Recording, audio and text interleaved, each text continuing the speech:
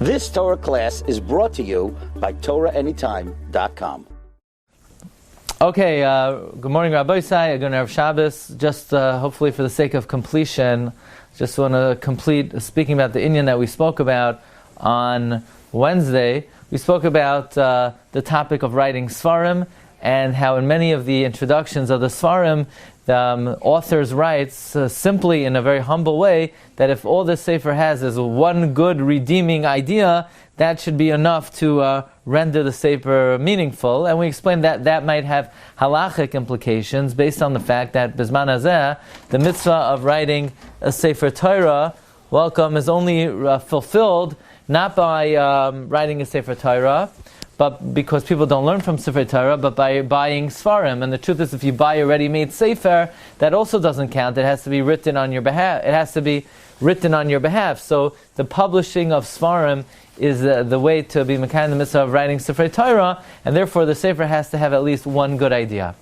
Then we brought in the concept from the Parshas Yosef that Bizman Hazeh, humility as a justification for writing a Sefer is not really appropriate in today's day and age, in light of the fact that there's so much subpar material and anti-Torah material and poisonous material and immoral material, that if somebody wants to publish something to support the Torah and HaKadosh Baruch Hu, to justify that would be misplaced humility, would be a lack of appreciation of the importance of Torah. And actually we use that svara to address the concern of the Chassam Sofer. Chassam Sofer in the Tshuva in Siman Reish Ches said that it was his position that since the only reason one is allowed to write down the oral law is a special Hayra Asha, Eis Lasos Lashem, Hefer Tarasecha. If someone is not doing it Lashem and Lashem Shamayim, it would not be permitted to write Svarim.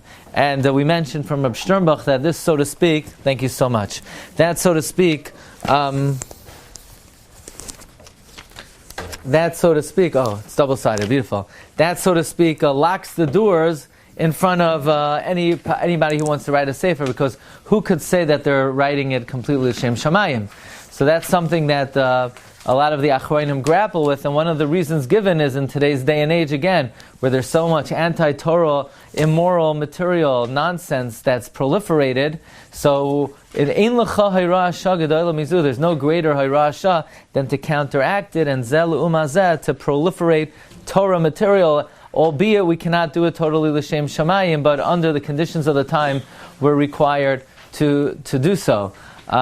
That's the idea that we mentioned. And plus we said from the Nefesh HaChaim that there's a concept that when you do learn Torah Lishma, the little bit of Torah Lishma that you do learn is able to rectify and purify whatever Shloi Lishmas you have. And the analogy, and this is where we're going to start today, in number 24, is the analogy of the Shaus HaTshuvas Mishnas Sachir, of Rabbi Sachar Shloima Teichdal, who writes that he heard in the name of the Alshech, that if a Sefer Torah's Shem of Hashem was written Shaloi Lishma, if you merely trace over it with a pen Lishma, that rectifies the writing that was done improperly. So too, if somebody learned Shaloi Lishma, if afterwards he prays to HaKadosh Baruch Hu, Hashem, please elevate my learning, that it should have been Lishma L'mafreya, it actually rectifies it L'mafreya.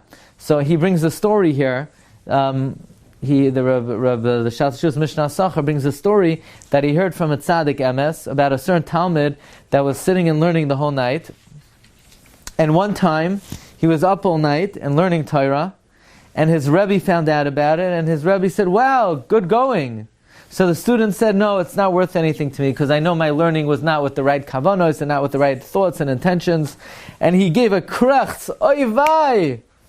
What value is my Torah?" He said, if I would have been learning Lishma, that's one thing. But now that all my effort was for nothing, so his Rebbe said, no. You should know, my son, that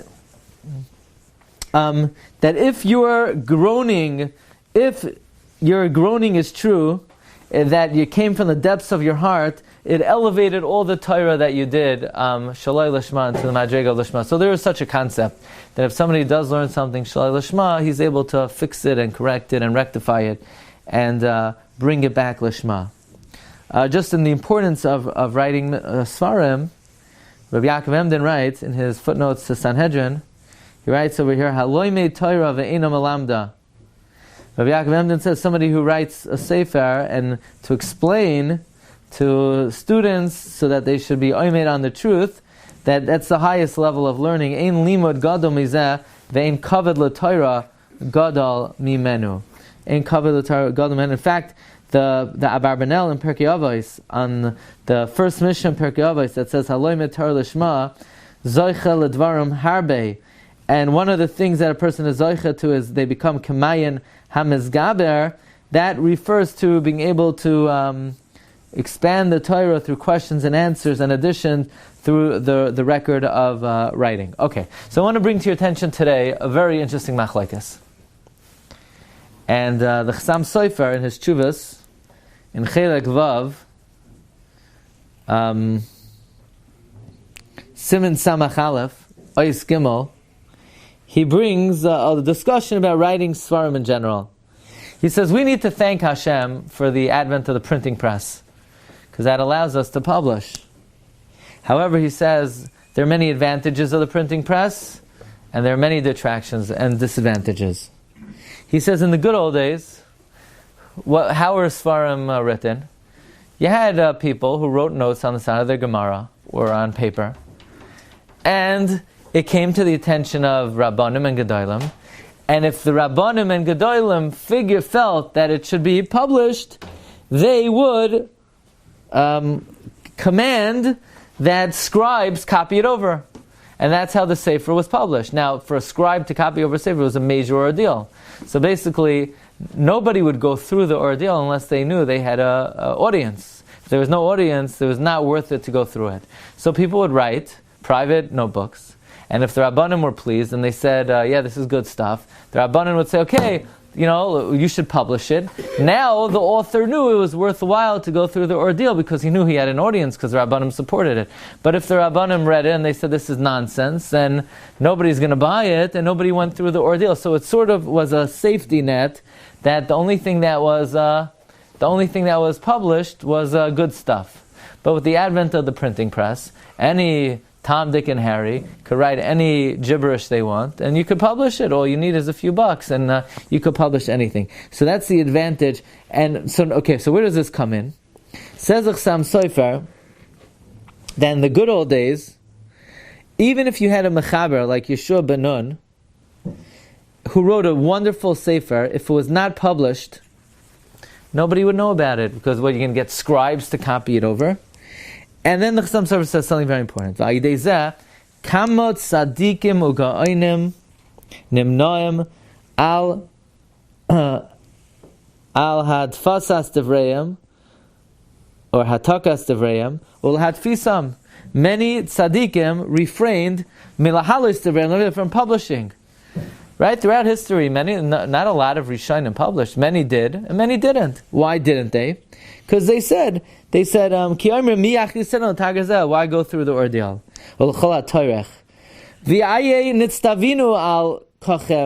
Who are we commanded on this? I'll just write it over. If anybody wants to copy, they could copy. So in other words, there was an attitude of many Gedolim like, who needs it? It's a major ordeal. It says somewhere in the Chumash that if you're able to, you have to publish. It doesn't say that anywhere. So many refrained from doing so. They wrote it over and they said, if anyone wants to. The problem is, he says, Chaval al da'avdin kol sefer gemara shahaya la'inayim l'harbisin b'al yatosis kula nevdu mimenu. All of these books that were never published are all lost. So it's really a shame, in a way, that they didn't publish, because they were all lost. But their argument was that it's a major ordeal. But then the Chassam Sofer says, V'yesh sheyimshechu rak l'matara v'kardam. Let's see if I have it better on here. If I could read it better on this. He says,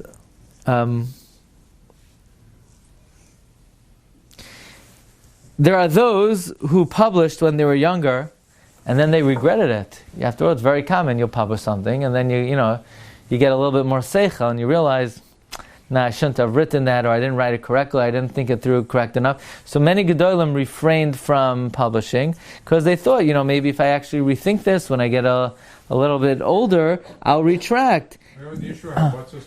Because once something is published, there's no going back. You know, if something's just written, we know the Rif after he wrote. He told his Talmidim, erase this, erase that. You could erase if something's written. You can't retract if something's published. So Chassam Sofer is bringing up this phenomenon that historically many Gedolim did not publish their Svarim. Because A, where does it say? Why should you have to? It's a big ordeal, and maybe you'll rethink the Inyan. Haskamas. What does a Haskama do? You think the Gedolim they read the whole Sefer? Most Haskamas say like this: I didn't have a chance to read the Sefer, but he looks like a nice guy, so I'll be mavarich him that he should be successful. But I've never seen a Haskama. I've gone through every single word of the Sefer, and I take it on my shoulders that if there's any problem here, it's not the author's fault, it's on me. Nobody's going to do that. It's Haskama is a divrei bracha. I asked Rav David Koyen, Nor Shiva of Chevron, for a Haskama. So he doesn't write Haskamas. He writes on a piece of paper on the top, divrei yedidos. You know what that means? Where's the friendship? This way, if somebody comes to him, you let this pass? I don't let anything pass. I'm trying to have a haftal recha kamoicha. He looks like a nice guy. So I wrote, he's a nice guy. But, What about the Gedolim who didn't want to publish in the conflict with Harbatzas Torah, that even for future generations, they know, even though it might be a big tircha, if they don't get it to be copied, it gets lost in the future generations. Don't have the ability to benefit. So we're going to bring now, right, that's a very important svara. And that's what seems to be the overriding svara. There's a Sefer, Zechira L'Chaim, of Reb Chaim Falaji, one of the great Sephardic Goinim. So, I'll tell you the truth. This is a question when I went to Eretz Yisrael last year. I asked Reb Chaim Kanievsky, what's better? You have like 30 seconds with him. You're waiting in this corridor, and you're like Angeboigen, you're people on top of you, and then they open the door, and you're in, and you have. So I don't know. What am I going to ask him? I don't know. I'm a rabbi. I said, what's better, giving a shiur or writing a sefer? So Reb Chaim thought. That's pretty right. No. And he said, Hainu hach, and then I was done. Meaning it's the same thing. It's the same thing. It's spreading Torah. So what's the difference? You spread it in the printed text or you spread it orally? That was Reb Chaim's answer. Hainu hach. And then, what? And then they said, these people are from America. And Reb Chaim said, oy vay. And that was the end of the... So... but the shaila is, what's better? A drasha or a sefer? Both of them could put you to sleep. Well, today the drasha is videotaped, right? There you go. I have a whole story. I was davening last Shabbos with the Rav Rashi, the Bishon Lezion. Really? Yeah, I have I'll tell you afterwards. Okay, good. I'm looking forward. I went back there. Okay. So the Reb Chaim Falaji says, number 31, V'aner da mechaber sefer u'madfisoi lahoitzi la'ar Tairasai. Let's see if I can read it better on this.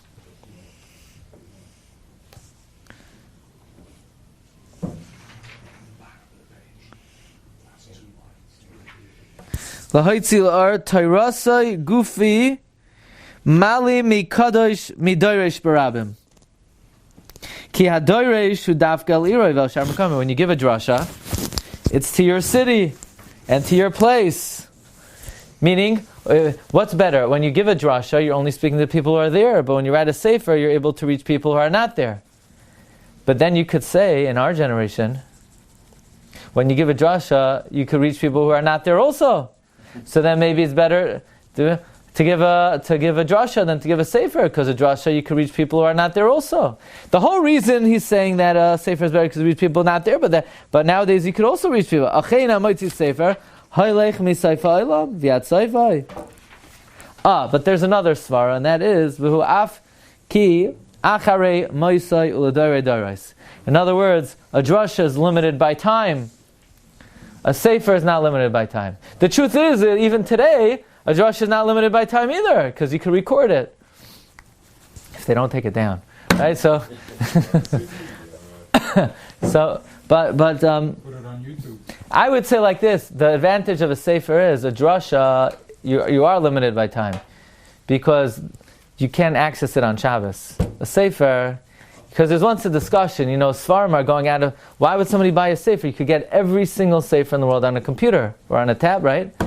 But on Shabbos and Yom Tov, you still need a sefer, The sefer still has, they haven't come up with, Looks good, the bookcase, a nice bookcase. Yeah. No, but you could just buy the cover nowadays, you could just...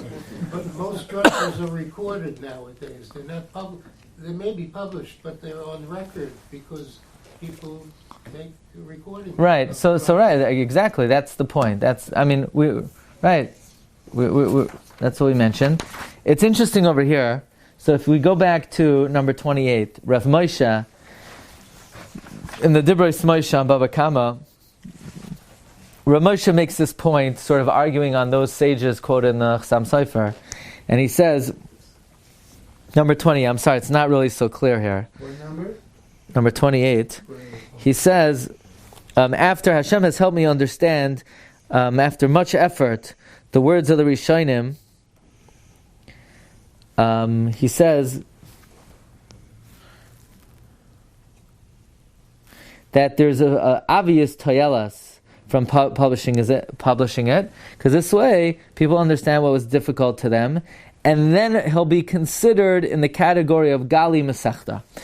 So Rav Moshe is saying that he's writing the Sefer Divrei Moshe to be considered under the umbrella category of Gali Masechta. What does that mean, the category of Gali Masechta? It's a Gemara in Eruvin. We know there are two regions in Eretz Yisrael. There's the Bnei Yehuda and the Bnei Galil. The Galil is the north, the Aseres HaShvatim, and the Bnei Yehuda. And the Gemara in Eruvin says that the Bnei Yehuda, they were Galu Masechta, and therefore their learning stuck with them. The Bnei Galil, they were not Megala Masechta, and their learning did not stick with them. David was Megala Masechta, Shaul was not Megala Masechta. David was Megala Masechta, it says, Yiraucha, Yeruni, V'yismachu. Those who see me will fear and will rejoice. Shaul, who was not Megala Masechta, it says wherever he turned, he condemned. Meaning David was successful, Shaul was not. And the reason is David was Gali Masechta and Shaul was not Gali Masechta. The Bnei Yehuda, they maintained their learning because they were Gali Masechta. The Bnei Galil, they did not maintain their learning because they were not Gali Masechta. So what's Gali Masechta? So look at Rashi. Rashi says, Lamdu La'acherim. They taught. So the Bnei Yehuda, they taught, so they maintained their learning. David taught Torah, so he was successful. Shaul just learned himself. Or the Bnei Galil just learned himself. Therefore, Rav Moshe says, he feels by writing the Sefer, he's being Mekayim Gali Masechta. So for Rav Moshe, I need to be Mekayim Gali Masechta writing a Sefer. I have a yeshiva. I teach Talmidim. That's not Gali Masechta. People ask me Shilos. I answer, that's not Gali Masechta. He says, Aval bat fasas yisrabu gamir shem micham about Pat. Not everyone could come to the Shiur. Also, v'gamu davar kaim shel olam yuchul laven. It stays forever. Also, people forget, including myself, says Rav Moshe. He says, many of my chidushim that I published, that I wrote, I forgot on Asara B'Teves 1922. And I forgot a lot of other chidushim when on Rosh Chodesh Elul 1936. They didn't let me take my chidushim out of Luban, Russia. So, and because the city was destroyed, many of these chidushim were lost. Look what he says. In the middle of the piece, if you have the ability to publish, the einoi madfis like kayem b'shleimus mitzvahs lelamed, then you don't fulfill properly the mitzvah of teaching. In other words, if someone is in the position to teach, and he could teach more. In other words, if someone could teach 100 people, and they only teach 99, so they didn't do their job. He says, "V'damik tzas la'efshir loy lelamed lamea talmidim v'loy ratzel lamed rak lechamishim shavadei chasel edan ki mitzvahs lelamed." In other words, one is obligated to do their utmost. The Chassam Sefer brings down many tzaddikim refrain from publishing because who says you have to? Says the Ramesh, I'll tell you who says you have to.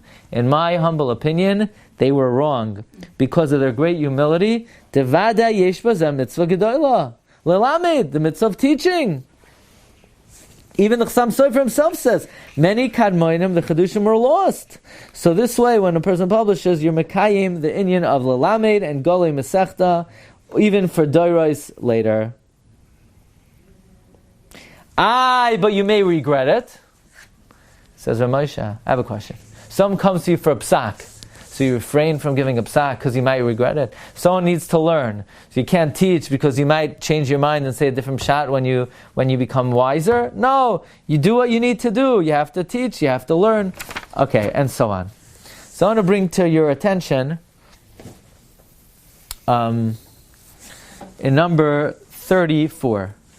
I want to thank my friend Rabbi Gedalia Schwartz from Norfolk, Virginia. He got me, and I brought it in Wednesday, I didn't bring it today, a massive volume, a very big, beautiful volume, a masterpiece, the official biography of the Ben Ish Chai, which has colored pages of Baghdad and Iraq, and it's an incredible work. It was compiled and overseen by Rabbi Yaakov Hillel, the great Mekubal in Eretz Yisrael.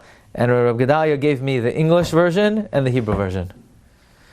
So I was reading the English version, honestly. It's and I found something very interesting about the Ben Ish Chai. First of all, Ben Ish Chai, how was he mefarnes himself? How did he make a living? So he had brothers who had a business in India, and they sort of split the earnings with him. He had a chelek in the business. What's not so well known is they got in trouble with the law. They were incarcerated. And people don't know, the Ben Ish Chai disappeared for something like 7 years. Where did he go? India. He was taken to prison in India as part of the... be it as it may, the Ben Ish Chai fell on very hard financial times. He became an ani. And we have here letters from him describing what he asked for money for. He never asked anyone to borrow money or to give him money, ever. There's only one thing that hurt him so much that he didn't have money for, that he went out of his way. He would ask for money for it, for sponsoring his Sefarim. And we have over here a letter I found that he had an ancient Sefer Torah, which was his most prized possession. And he was so pained by not being able to publish his Sefarim, he gave the Sefer Torah as a gift to somebody to give him money in exchange to publish a Sefer. You're now to sell a Sefer Torah. He said, it's not selling it. I'm not going to take a penny from it. I'm just using it to publish Sefarim. Now, in light of what we learned, that writing a Sefer is begeder, writing a Sefer Torah, this is even more logical and reasonable. So just to see how important it was to the Ben Ish Chai to publish his works. So if you look at number 34, this is quite an interesting letter that we have here. Look at number 34. Rak avur hatfasa svarav. Only for the publication of the Svarim. Hirav Rabbeinu ben Avshai. The Ben Ish Chai sort of had the audacity Levakesh siyua me'achem, to request help from others. Umitoich mechtabav, and from his letters, nira we see ki miniya zu al sheninu b'fanav shari demois l'tzarich hatfasas chiburav. This lacking in his life, that he didn't have the requisite sponsorship, he hoisa ikar yagoynoi v'tzarai. That was his main distress in life. V'yesh imanu mechtavim harbe. We have many letters, that the Ben Ish Chai beseeches and asks the generous-hearted and Klal Yisrael. Here's one letter. We're going to read two letters. That's 1898. Kosev Rabbeinu El Hasar Hatafsar Ezra Abdallah Sasson. He writes to some Nadvan, yeah? This Nadvan was in Iraq. They were well known as very wealthy families. Yeah, so this was a person of means. He says, I'm not making ends meet. Publishing is much more important to me. It's known from rabbis and books. If somebody has what to publish, to try to publish in their lifetime. Meaning that there were Gedolim that, so to speak, did not publish, and their works were published posthumously, but not all of them. You go to the great libraries of the world today, you find you go to the great libraries of the world today, you find manuscripts of all the Achronim. The Brooklyn Library, the New York Library, the Brooklyn Library, Yibo, JTS, Leningrad, St. Petersburg, the British Museum, the Oxford University, all of these great repositories have works of the Achronim who were never able to publish. Very possibly, they couldn't afford it. You want to hear something amazing? And it's painful to me. Rav Moshe writes in his look back at number 28, he says, I'm writing a commentary on Baba Kama, but I'm going to stop at the end of Perek Meruba. You know why? I can't pay for it. Can you imagine Rav Moshe Feinstein didn't have people to sponsor a Sefer? Can you imagine that? Did he ask? Probably. Maybe he didn't. Maybe he was very humble about it. I'm sure he was. Maybe that. But I'm sure maybe in his lifetime people didn't appreciate. Now Rav Moshe. But here we find Rav Moshe Feinstein could not publish a Sefer on Baba Kama. He said, In Europe or in America. In America. Yeah, but I think first of all, the Jewish community was not as affluent as it is today, and maybe the concept of helping with publication was not as ingrained. But be it as it may, Rav Moshe says he hopes one day to have enough to be able to publish the second volume of Baba Kama. What? On the second, I'm not sure. Now they're continuously being published. Here we have another letter. This one was really powerful. Biyadenu, what? Back in 34. Biyadenu michtav noisaf u'maloi inyan sheshiger Rabbeinu Reb Tzadok HaKohen Rabbi Roshi Shel Tzarfas. Here the Ben Ish Chai is sending a letter to the chief rabbi of France, the 28th day of Kislev, 1898. Okay, so this is Chanukah. Le Dziyole Kvar Bite Gadol Ha'Itzim Bnei Aliyah Harav Agam Reb Tzadok HaKohen Achrei Atar Zachem Hashem Es Kasti Nasati Lo Idia Al Hadros Goyna Ki Nimtza Iti Sefer Torah Shalem Katan Hakam Zravechas. I have a very old, very high quality Sefer Torah. Nichtav Zman Kadmoin B'Tchilas Mea Hashishas. It was written basically in the year of 1510. Biyad Chacham Chassid B'Kedusha V'Tahara. By a holy sage, Ksiva Daka Me'ing Ksiva Sefer Torah Kosher B'Zor Shamelch, like a Sefer Torah of a king. On kosher cloth, very thin. It's like the thickness of the cloth is like an onion. So this is really a special cloth. How could he afford to obtain the Sefer Torah like that if he had no money? No, he probably inherited it. Maybe it was an heirloom. Yeah? It doesn't say how he got it. It took 5 years to write. Sefer Torah zeh. In the end, this Sefer Torah Nasa Chelki is my share in life. And I was never read b'tzibur. Hinei hinachta b'bayis hi bracha. Keeping it in your house is a great blessing. And you could do hakafas with it on Simchas Torah. Fully loaded Sefer Torah, okay? Umayde labina. I just want to let you know that I used to be wealthy. I used to be a business partner with my brothers.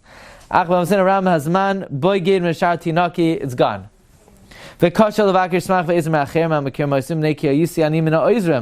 can't ask people for help. Everyone used to come to me for help. I don't have the panim to ask for help.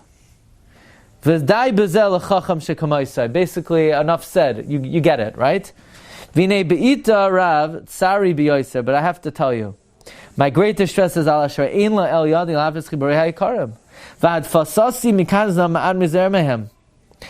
I've published is very little compared to what I need to. We know the Ben Ish Chai published more than 100 Svarim.